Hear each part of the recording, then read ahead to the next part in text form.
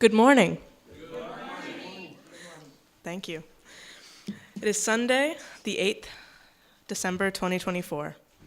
I am Lily Weiser, your service leader today, and we join in other Unitarian Universalists in striking the gong 3 times, once in honor of those who have come before, once for those that are here with us in the present moment, and once for those who will be our future. We want to begin this morning's service with a song. And the particular song that I've chosen was written by the Canadian Unitarian songwriter. They are Unitarians, not Unitarian Universalists, Joyce Poley. I've had the honor to sing this song with Joyce and her husband, John, at a winter UU camp in Seebeck, Washington. And I always had this sense that this song, When Our Heart Is in a Holy Place, was written about that place. But you know what? Just sitting up here and listening to all of you, it's about this place. So I invite you to rise in body or in spirit.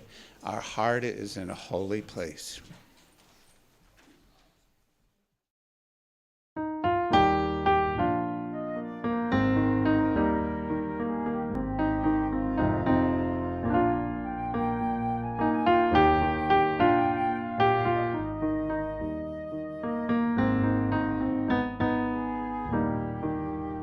When our heart is in a holy place, when our heart is in a holy place, we are blessed with love and amazing grace. When our heart is in a holy place, when we trust the wisdom in each of us, every color, every creed and kind, and we see our faces in each other's eyes, then our heart is in a holy place. When our heart is in a holy place, when our heart is in a holy place, we are blessed with love and amazing grace. When our heart is in a holy place, when we tell our story from deep inside, and we listen with a loving mind, and we hear our voices in each other's words, then our heart is in a holy place. When our heart is in a holy place, when our heart is in a holy place, we are blessed with love and amazing grace. When our heart is in a holy place, when we share the silence of sacred space, and the God of our heart stirs within, and we feel the power of each other's faith, then our heart is in a holy place.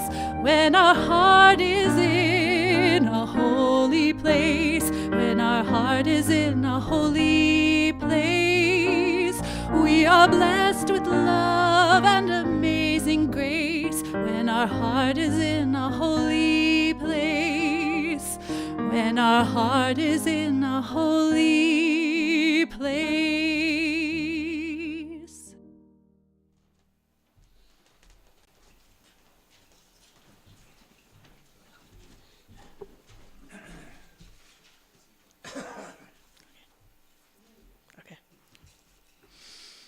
I'm Lily Weiser, your service leader today.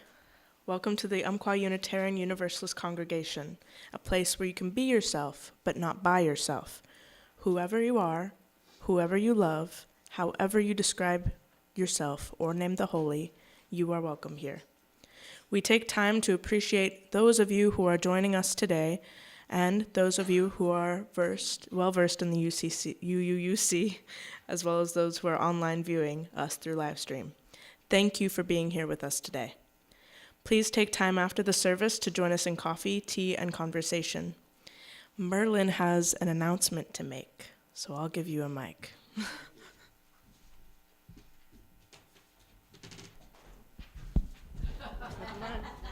I was taking this mic.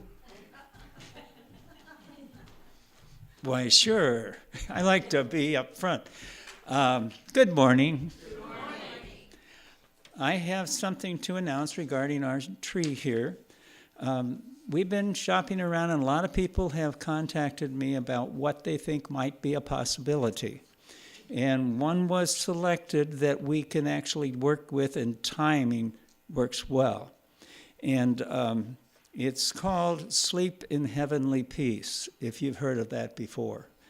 And I hope you got one of these. Okay, if you haven't, they're around, and there's tags on the tree that tell a little bit about it too. But the person who knows more about this than I is Maureen, and so I've asked Maureen to tell you a little bit about it.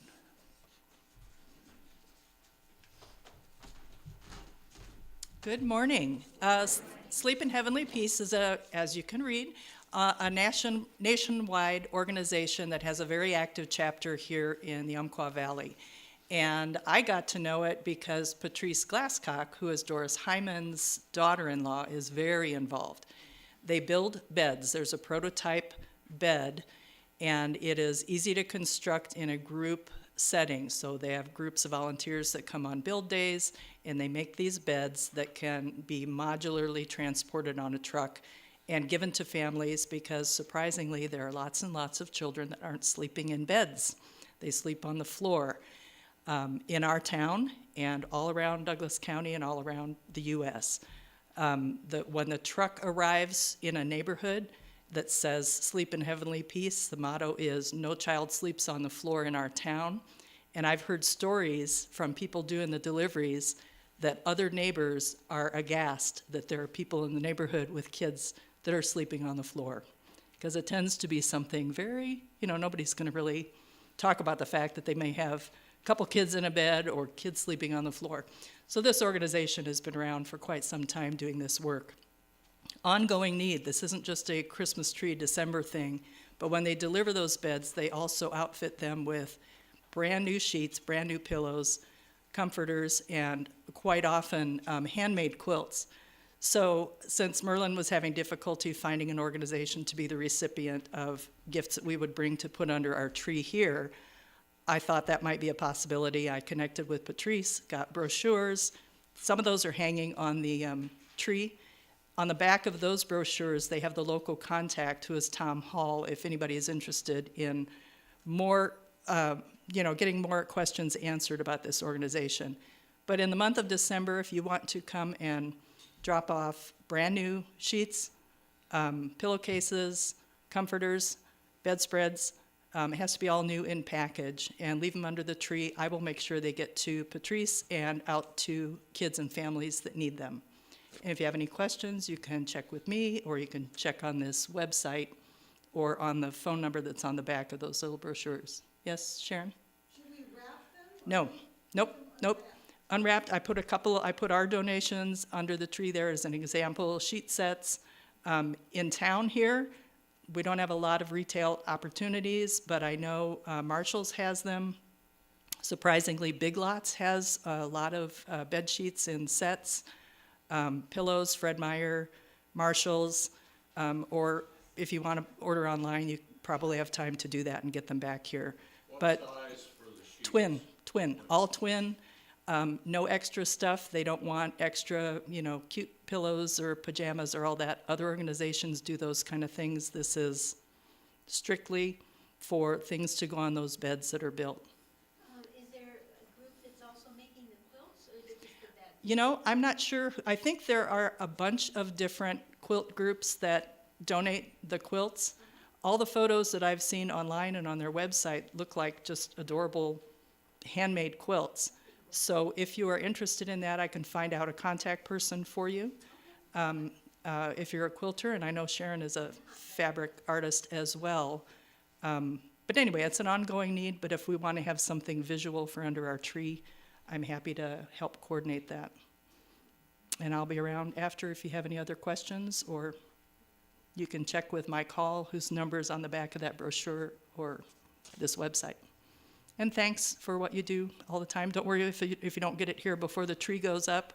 Before the tree comes down, because I can surely get things out to where they need to be anytime, ongoing. I see Patrice frequently, and I donate sheets to them. Bill and I have done one of their build days, so if you want to know what that feels like, check with us afterwards. So, thanks. Thank you, Maureen.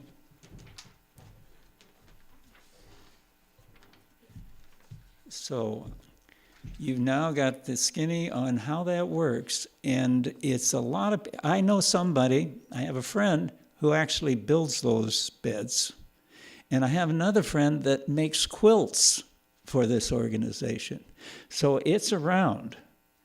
Now we get to be in touch with it a little more. So I encourage you all to help us with that. Thank you.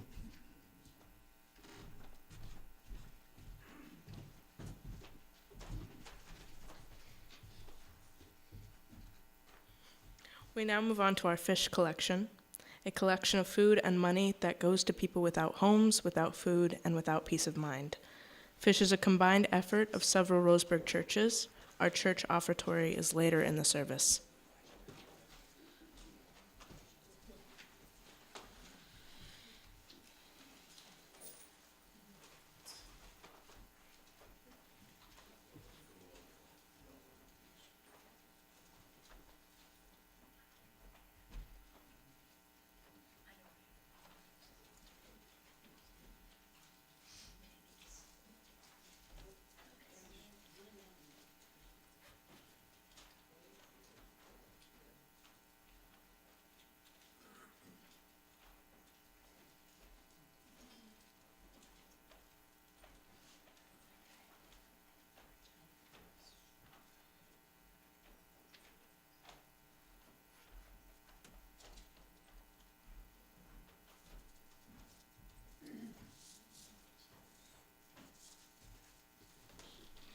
Thank you.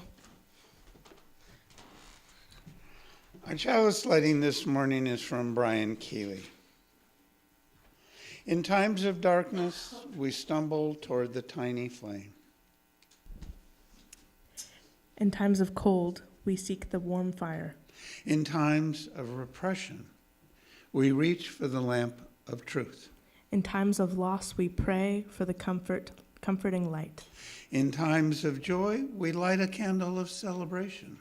Spirit of life, help us find what we need this day.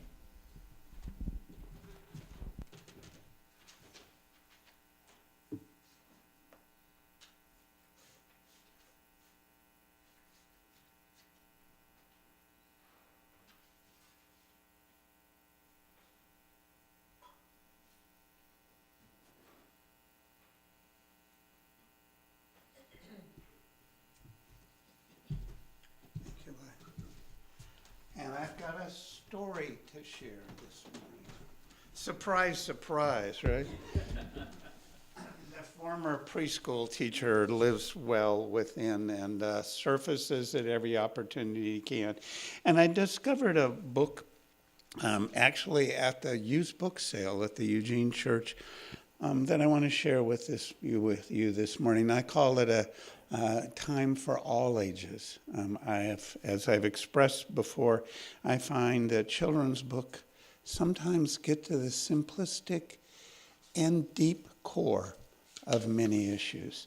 This particular book, Where the Night Hide, by Nancy White Carlstrom, and illustrated by Thomas B. and Laura Allen. And I recommend for those who are interested in visuals, you might want to kind of come take a look at the illustrations. In the morning, when the sun comes up, where does the night hide?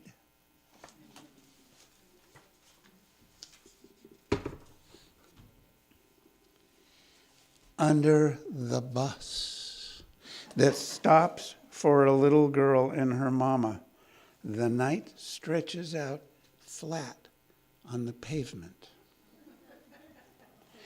And in the dark tunnel they go through on their way to the city. The night clings to the walls, and therein it sings a rolling song. Where does the night hide?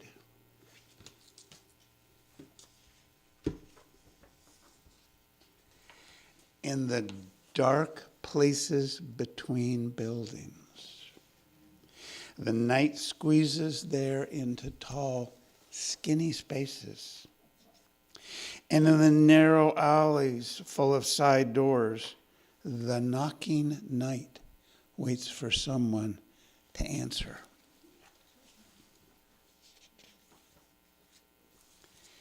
Where does the night hide?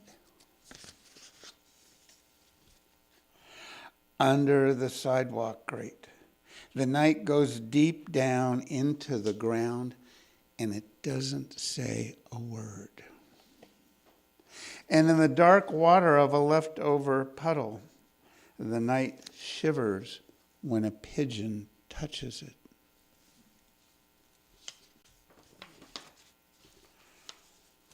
Where does the night go?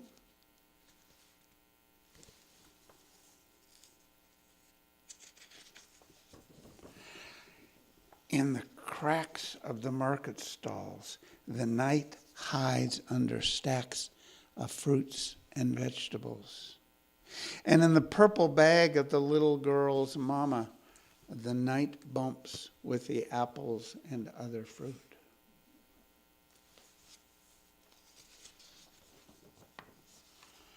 Where does the night hide?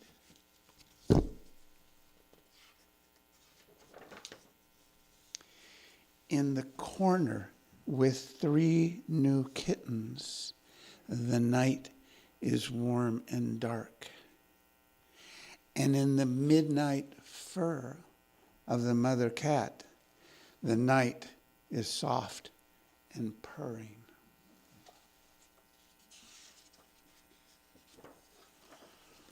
Where does the night hide?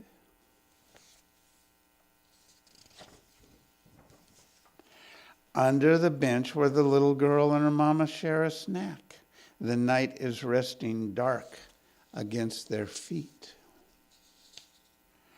And in the can that holds paper and peelings and throwaway things, the night is trying to get out.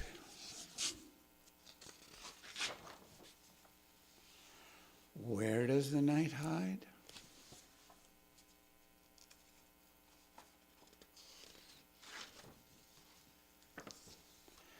In the eyes of the little girl and her mama.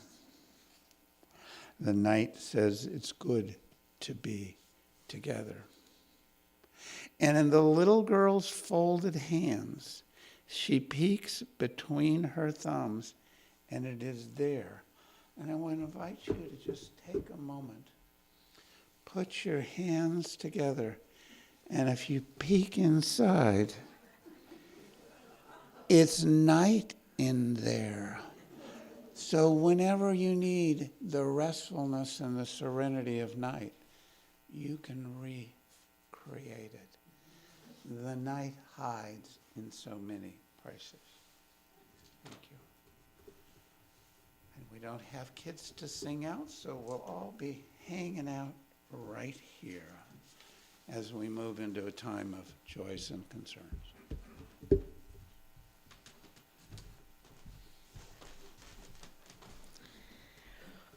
It is time for our Joys and Concerns candle lighting. We encourage those who feel compelled to please light a candle for any of those joys or sorrows aching in your heart or mind. If you wish to light a candle, please line up to my right. And if you wish to speak, please give your name and please be brief.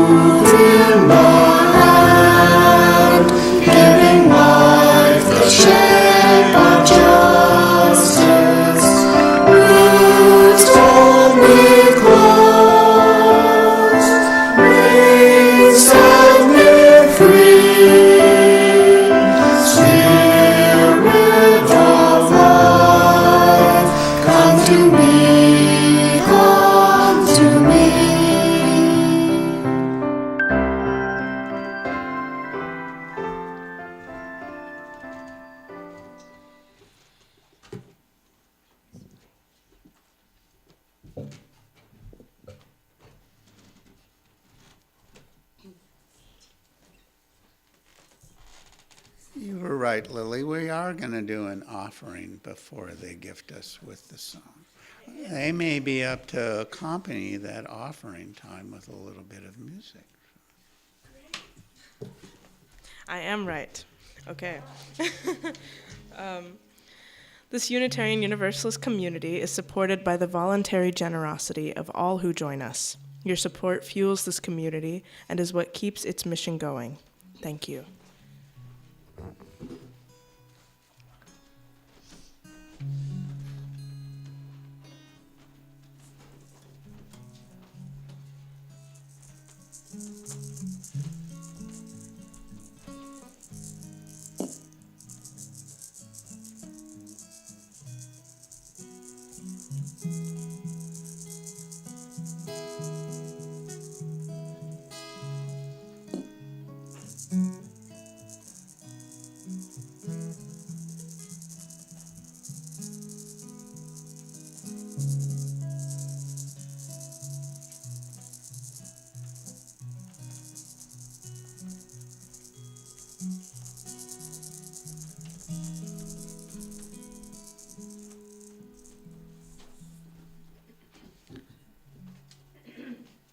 For these gifts we have received, may we be truly grateful.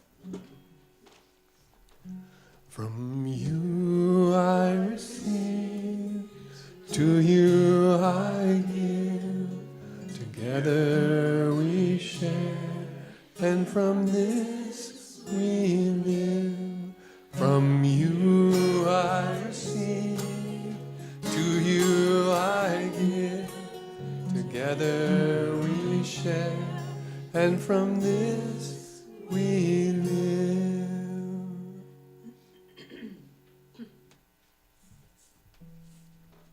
We now have an anthem from Sean.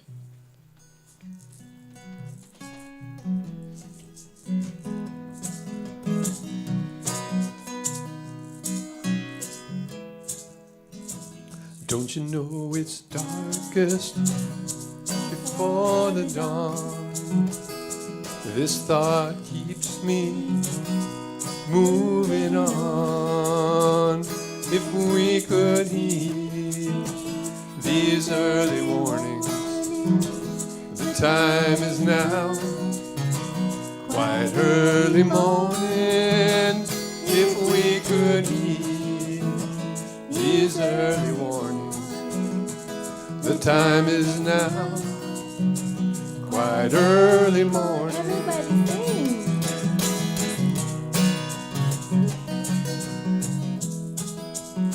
Some say that humankind won't long endure, but what makes them so doggone sure? I know that you who hear my singing could make those freedom bells go ringing. I know that you who hear my singing could make those freedom bells go ringing.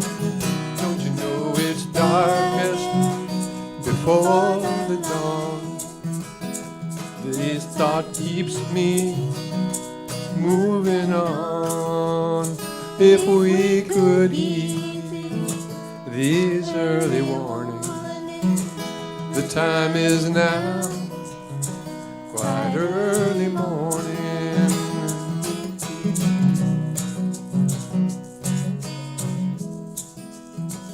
And so we keep on while we live, until we have no more to give. And when these fingers can strum no longer, hand this guitar to young ones stronger. And when these fingers can strum no longer, hand this guitar to young ones stronger. Don't you know it's darkest before the dawn? This thought keeps me moving on. if we could heed these early warnings. The time is now, quite early morning.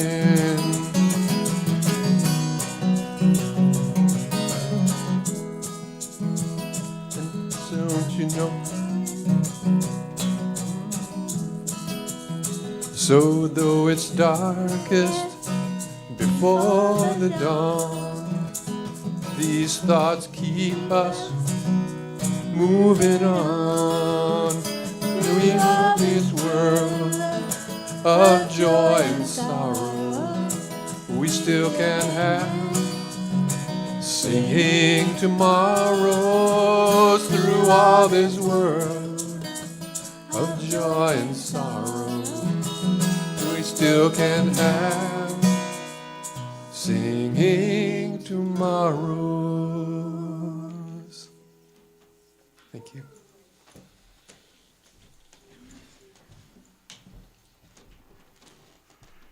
Thank you, Sean, and thank you, Susie. I invite you now to just settle into a brief time of quiet darkness. Not only do we carry the possibility of holding it in our hands, but we have simply to close our lids of our eyes to enter into darkness as we share a brief time sitting together, breathing together, present, each in our own darkness, yet here, together in profound and holy silence.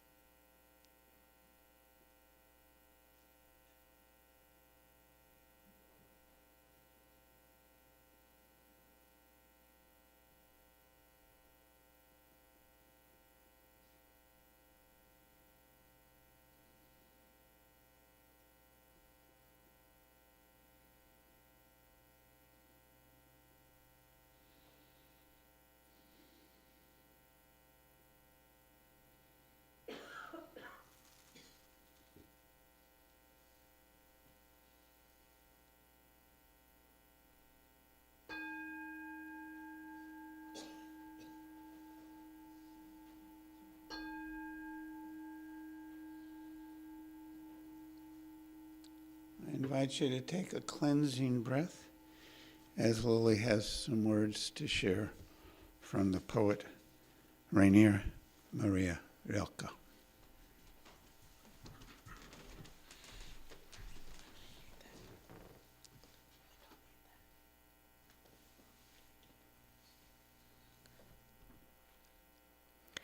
You, darkness, of whom I am born, I love you more than the flame that limits the world to the circle it illuminates and excludes all the rest. But the dark embraces everything, shapes and shadows, creatures and me, people, nations just as they are. It lets me imagine a great presence stirring beside me. I believe in the night.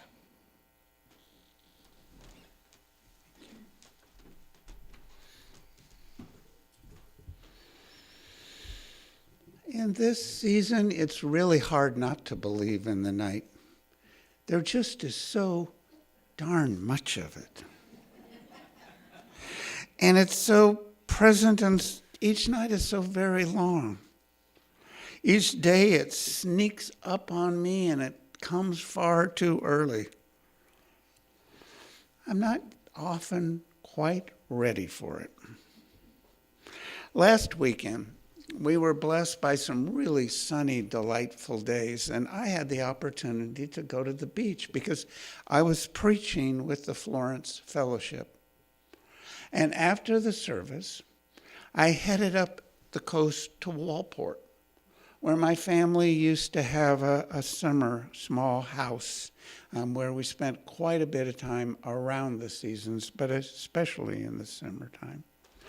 I spent some time there just wandering around, going down to the docks and, checking out those funky little cafes. Walport is not known for fine dining. But right now, there is a really awesome food truck that arrives there on the weekends that has some of the best fish and chips I've had in a long time. So I ordered a basket from them and took my water bottle and a chair from the back of my van, and I went down to have a late lunch on the bayfront, sitting on the beach.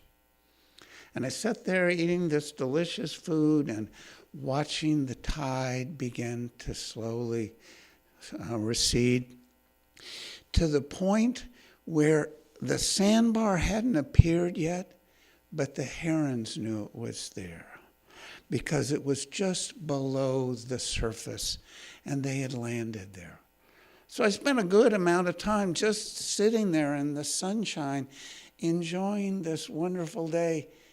And I looked up and I noticed the sun was beginning to get a bit low in the western sky.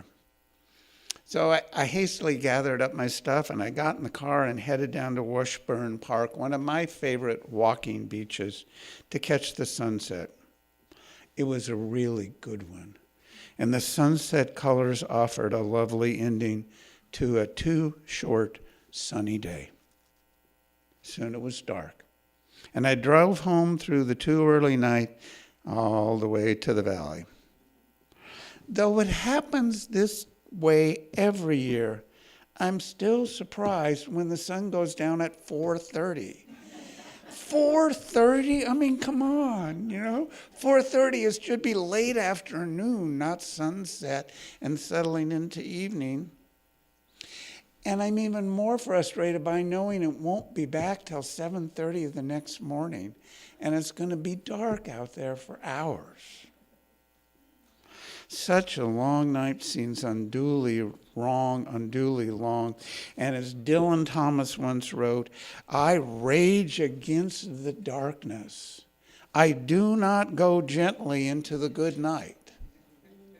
Now, I know that poem from Thomas is about facing death, but sometimes it seems that each sunset I experience a very small, tiny death.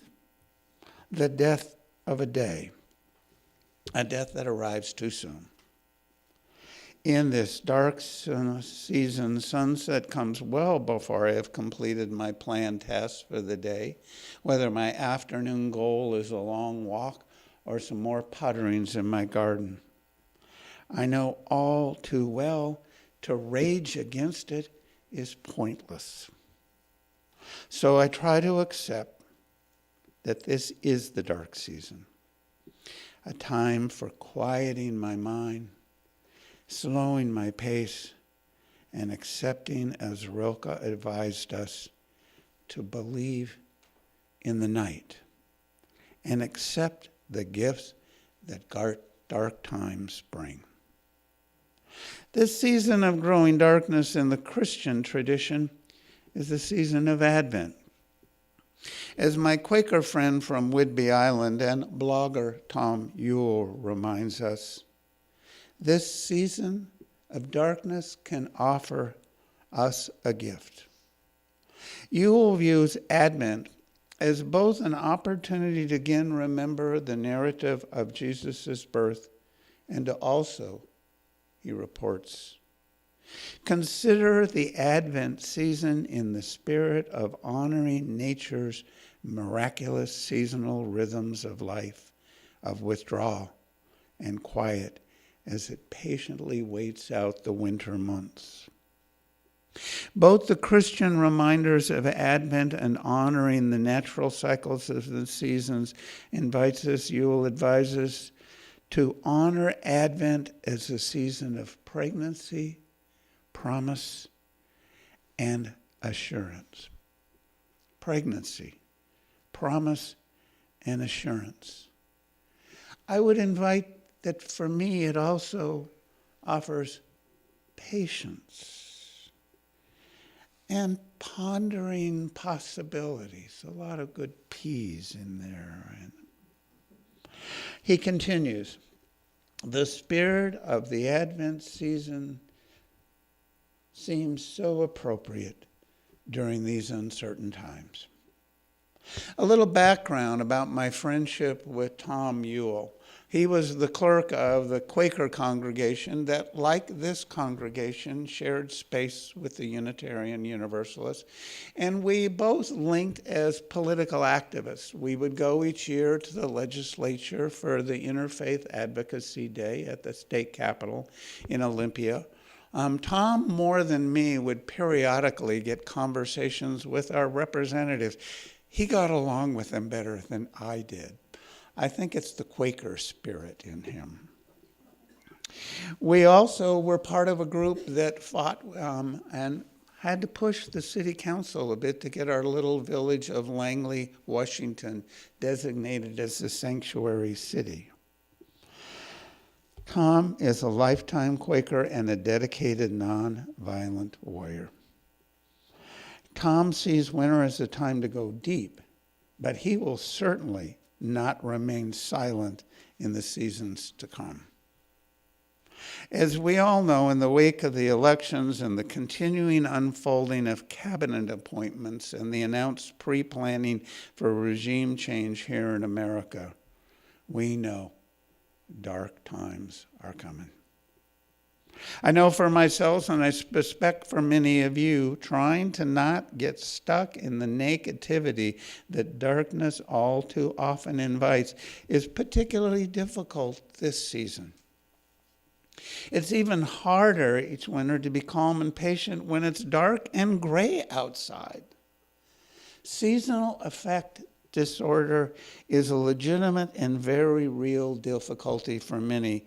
And I believe the dark season is somewhat slowing and debilitating for all of us. Yet as Ewell notes, and our lives affirm year after year, the season of darkness will come. We somehow make it through year after year, sustained in part by faith and by our knowing that this too shall pass. The seasons turn year after year. Throughout history, humans have long created stories and celebrations and rituals around the dark season. In pagan traditions, knowing and celebrating them when the light will begin to return at winter solstice has been long deemed a vital time to note. Those ancient traditions also invited looking inward in such times. The Greeks created their own metaphorical myths about the dark season. I'm sure many of you remember from lessons in school about Greek mythology, about how the winter season is when Persephone, the beloved daughter of the goddess Demeter, travels to spend time each year in the darkness with the god of the underworld, Hades. When she is down below, things wither on the surface. The Greeks also offer us tales about humans related to the underworld, which was the land of the dead. By the way, the underworld of Greek mythology is not the place of judgment and punishment we witness in some Christian concepts of hell. Though in later Greek traditions, those who had done well and those who had harmed others dwelt in different parts of the underworld. Hades is not a place of fire and brimstone, and it does not have the excesses of punishment we see in depictions of hell. The god Hades is not the devil, and the kingdom of Hades is the dark realm, the home of the dead, and the place where the living do not go. Though, as often the case in Greek mythology, there were some exceptions. Only a few humans challenged that exclusion. One such myth is the story of the young lovers Eurydice and Orpheus. I had the pleasure of attending while I was in London this fall an amazing production of the musical play Hadestown, in which offers a version of this mythic love story. In the musical's retelling of the myth, the young musician Orpheus and the wandering, impoverished girl Eurydice meet and fall deeply, deeply, deeply in love. Orpheus is also deeply in love with music. A seemingly neglected Eurydice yields to Hades' temptations and enters the underworld, seeking more security and stability and perhaps a little more attention than she was receiving from her often preoccupied musician. And she finds sanctuary in Hades, where it's not cold or quite so harsh as it was on the surface. When he realizes that his neglect and his single focus on his music had caused his beloved to leave, Orpheus vows to travel to the underworld, to Hadestown, to bring her back to the surface. When he arrives there, there's a variety of musical numbers occurring there, but eventually Orpheus offers a song of love to Hades that rekindles in the god's heart his sense of his love for Persephone. And so he reluctantly grants permission for the young lovers to return to the surface. He offers one condition. Orpheus needs to trust that she is following and to not look back. Well, we know about Greek tragedies, so we can imagine how that played out. He vows to travel. He vows to not look back. But just as he's almost to the surface, doubt creeps, doubt comes in. Doubt comes in. There's even a song to that title. And he looks back. Thus, the pledge to Hades is broken, and his beloved Eurydice returns to the underworld. Well, Greek tragedies often end like this. They are, after all, tragedies. But in this telling of the story, the god Hermes offers a wonderful soliloquy and reminds us to remember that such tales happen over and over again. And we see on the stage the opening scenes being recreated, and the opening songs are played again, as they are in life, again and again and again. We need to trust. We need to trust the light will return. We need to keep moving forward and not look back. To trust in the power of love. For me, that element is key. We need to trust in the power of love. We trust in our knowing that things will change, and knowing that love gives us incredible abilities to accomplish things that may have seemed impossible if we keep moving forward with our focus on the future and not be overwhelmed by doubt. If we truly want to move forward, we can't keep looking back. Whether it's because we doubt ourselves or the prospects for the future, we need to look ahead, seeking new and greater possibilities. In these dark times filled with doubt as to our political realities, I must admit I'm tempted to look away, to doubt, or to look backwards with a longing towards a more progressive and hope-filled recent past. None of that in any way more productive than it would be to wish away the winter. All my longings don't change anything. And I don't have the ability to look away from what is happening. I must look forward to what might come next and what I might do. But first, I need to take time to look deep within, and the dark season offers space to do such profound pondering. I need the dark. I need silent time to envision, to imagine a brighter future. As one of our favorite hymns, Let It Be a Dance, remind us, without the dark, there is no light. We need the night. We need winter. We need night, a quiet and dark time of rest and renewal. We need winter, a quiet and dark time of rest and renewal. Our mammalian core tells us this. Our pre-human ancestors and our non-human kin tell us that winter is a time for hibernation, for crawling either literally or metaphorically into dark, silent spaces. So, I do as Rilke advised, and let the dark embrace everything. Shadows and shapes, creatures and me, peoples, nations as they are. It let me imagine a great presence stirring beside me. Such quiet pondering opens my imagination.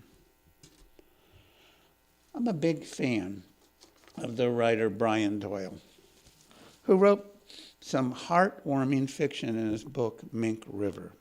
Some of you, I saw a few nods. If you don't know it, I recommend it highly. Mink River, really amazing book. But he also offered some heart-stretching essays. In a posthumously published book of essays, One Long River of Song, Notes on Wonder, he included an essay in which he wrote of the photographic images that were captured of people jumping out of the windows of the Twin Towers on September 11th. I reluctantly recreate that haunting image, yet Doyle noted in those photos something miraculous, because we witness in the actions of those deemed individuals, they made a decision to reach out to each other. In the photos, Doyle writes, their hands nestled in each other was just extraordinary, ordinary, succinct, ancient, naked, stunning, perfect, simple, ferocious love. Ferocious love. Extraordinary, ordinary, succinct, ancient, naked, stunning, perfect, simple, ferocious love. Doyle continues, their reaching out and joining hands was the most powerful prayer I can imagine, the most eloquent, the most grateful. It is everything we are capable of against horror and death and loss. It makes me believe that human beings have greatness and holiness within them, like seeds that open only when under great fires. To believe that some unimaginable essence of who we are persists. To believe against such evil hourly evidence that love is what we are here for. Love is what we are here for. Doyle offers you do your absolute best to find and to hone and to wield your divine gifts against the dark. You do so tenderly, to touch and elevate so many people as you can reach, to bring your naked love and defiant courage and salty grace to bear as much as you can, with all the attentiveness and humor you can muster. This life is, after all, a miracle, and we ought to pay fierce attention every moment as much as is possible. We ought to pay fierce attention every moment as much as is possible. Ancient myth tells us of a ferocious love so strong it defies death. Christian teachings offer us tales of the birth of a new life and a new love that can defy empires and endure beyond death and across the millennia. Photos from this country's greatest day of tragedy document that love is unending, that the seeds of holiness are within. Nature tells us season after season that the light will come again, the soil will warm, the seeds will germinate and grow, and new beginnings happen again and again and again, as it was in the beginning and shall always be. In this dark time of contemplation, we're empowered by deep and fearless, ferocious love. We keep on moving forward, never looking back. May we make it so.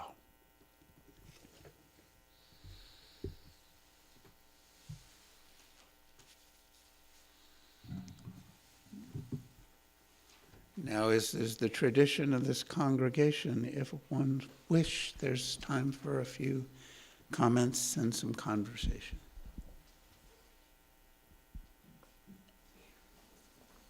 Or some deep pondering, as we wish.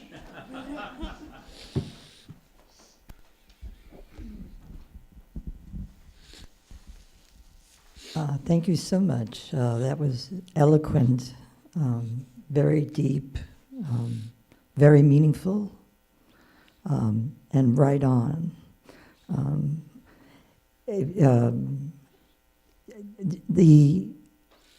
Your ability to go so deep into the Greek tragedy and to relate it so well to the darkness and the light and to deep love and recalling tragic events is very well done. So thank you so much. Yes. Oh, I recommend highly Brian Doyle's book, both Mink River, which really has some wonderful accounts of the essence of human relationship, as well as his essays. He was out of Portland and died too early from a particularly aggressive cancer just a few years back. I wish I'd discovered him earlier than I did, but I bow down before a master of the word, Brian Doyle. Recommend him highly to all. Okay. If we don't have any other comments, I invite you to spend all night long, if you wish, pondering this. Sharon's got something. I won't fail you, Dennis. So if you think of heading toward this time of year where, as I see it, is hope, what about in June, when it's going to start getting dark again? Well, part of what I get is the sense the cycles will continue to turn. The cycles will continue to turn. And I do also, a writer I look to is the mythologist and writer Michael Meade, who talks a lot about a vertical sense of spirituality that goes deep, deep, but also reaches towards the sun. So I think it's part of that overall vertical dimension that is the power of spirit. What we do down here and what we do in a more outward kind of way are part of that same, for me, vertical sense. The geometry of it I find helpful in my logical mind, which I know lots of us as Unitarian Universalists kind of get hung up as being overly logical, but I find a vertical sense of the spiritual to be very helpful to me. So then I invite you now to rise in body or in spirit. We're going to sing together a song that I've had the joy to sing with Emma's Revolution. Keep on moving forward. If you don't know them, you may want to kind of check them out on some of their videos. They go to General Assembly often. We've claimed them as UUs, whether they admit it or not. They once came to a small ministers gathering that I was at, and we got to sing with them all weekend. So I invite you to join us in song. Keep on moving forward.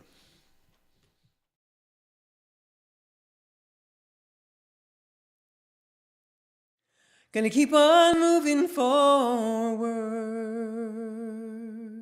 Keep on moving forward.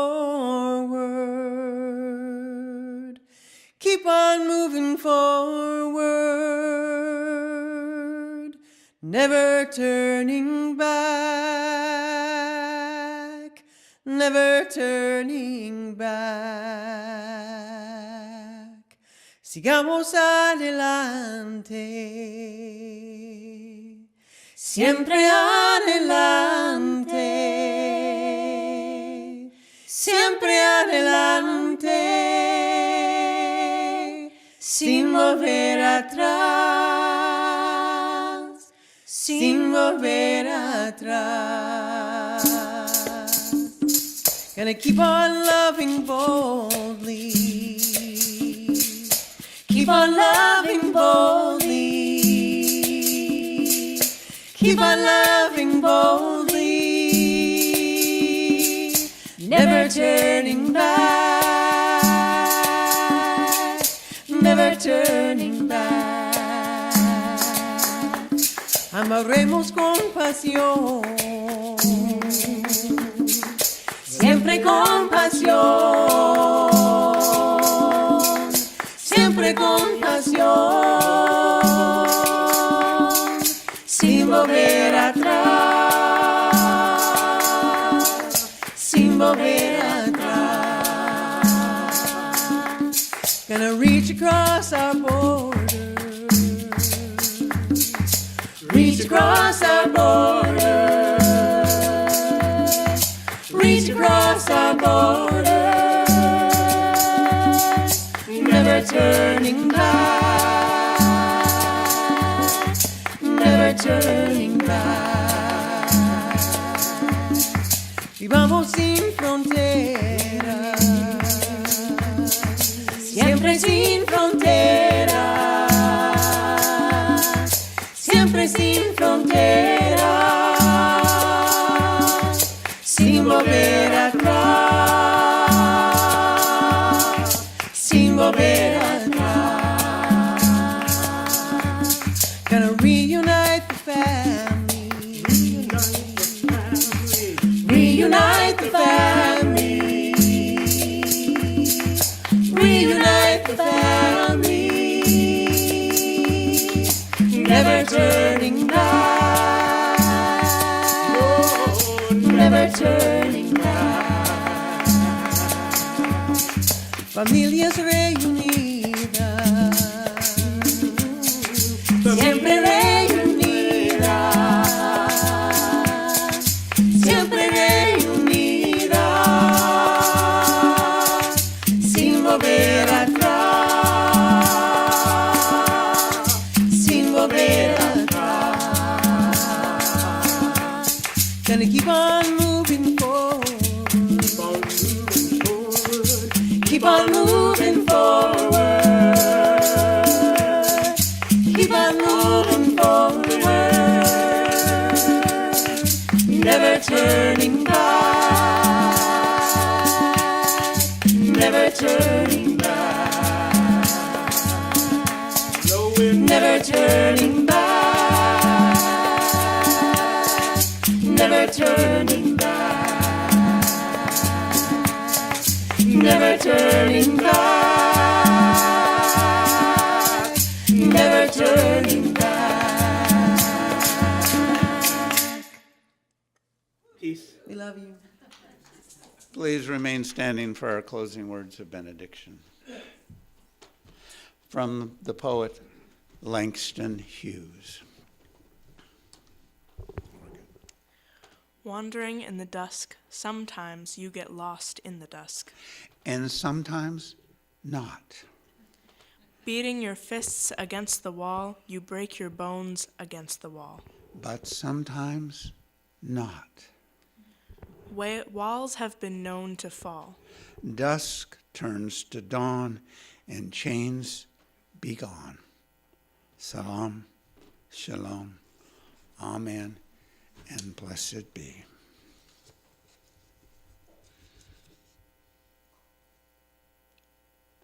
As we extinguish this flame, I invite this community to gather, as is your tradition, a circle for the closing song, Go Lift It Up.